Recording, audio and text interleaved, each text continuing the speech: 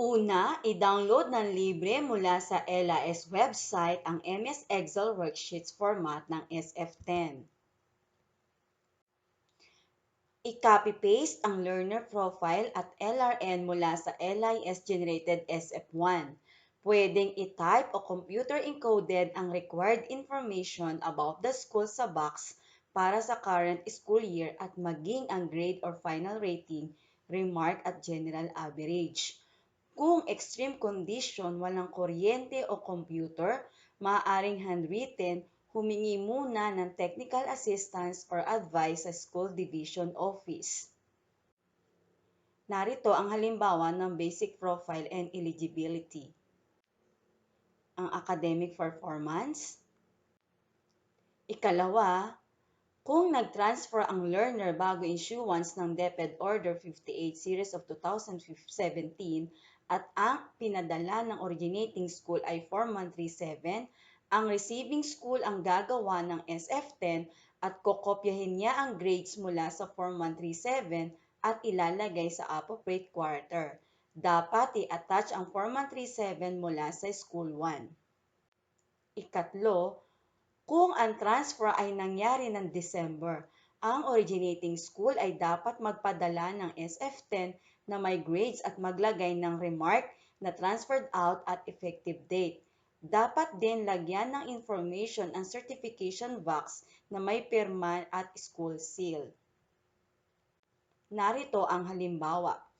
Ang School 1 originating school maglalagay ng grade sa first quarter at makikita ang remarks na transferred out at may effective date. Ang School 2 o receiving school naman ay kokopyahin ang first quarter mula sa originating school. Ang halimbawa ng Certificate of Transfer, ilalagay sa unang certification ang I certify that this is a true and record of yung pangalan ng bata with his LRN and that he is eligible for admission to grade 2, school name, school ID, division at school year attended. Nakalagay din ang name of principal with signature, date at saka i-affix ang school seal. Ikaapat, mas mabuti kung i-print sa magkahiwalay na page ang SF10 instead of back-to-back printing. Bukod sa mas madali itong ma-print, magiging mas malinis ang print-out nito lalo na kung maglalagay ng dry seal. Ikalima, huwag gumamit ng hard bond paper sa SF10. Ordinary long or legal size paper bond paper ay pwede na. Ika-anim, kung nagkaroon ng pagbabago sa pangalan o iba pang information sa SF10 at hindi na posibleng mag-create ng new SF10 dahil sa signatories, maaaring magkaroon ng alteration or adjustment sa SF10 pero dapat itong may pirma ng kasalukuyang school head. Ikapito, ang kinder ay hindi gagamit ng SF10. At ang ikawalo, paalala, huwag lagyan ng school logo at picture ng learner ang SF10. Ano ang mga kailangang i-check? Ang basic profile tulad ng name, gender at birth date ay kailangan tali sa birth certificate. Ang LRN kailangan tali naman sa SF1 at SF5. Kailangan din may input dito sa credential presented for grade 1 sa katunayan na sila ay nag-kinder. Kailangan tali ang grades at general average sa SF5, SF9 at SF10. Ang LRN sa SF9 or card ay dapat tali din sa SF1 at SF5.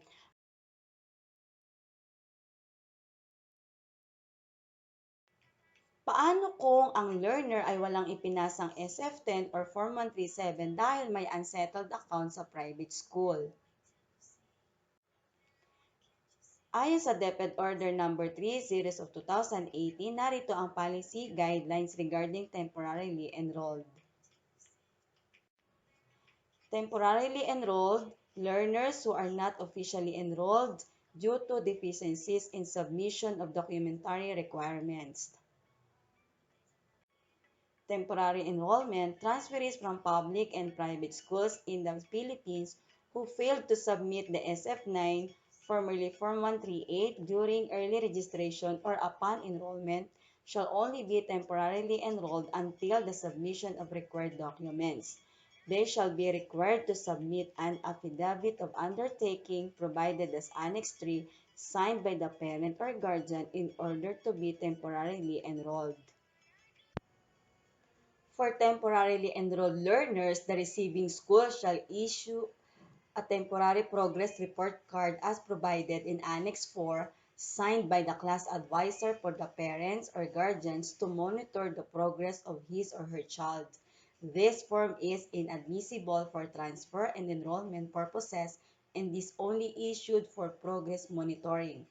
Upon complete submission of the documentary requirements, the learner shall be tagged as officially enrolled in the LIS. Otherwise, the learner retains the status and temporarily enrolled. The learner cannot be officially promoted to a higher grade level, and the learner cannot officially graduate from the school. The learner will not be recognized should he or she attain the qualifying average and other criteria for academic honors, and the receiving school shall not release official documents such as the SF9, SF10, Certificate of Completion, Diploma, etc.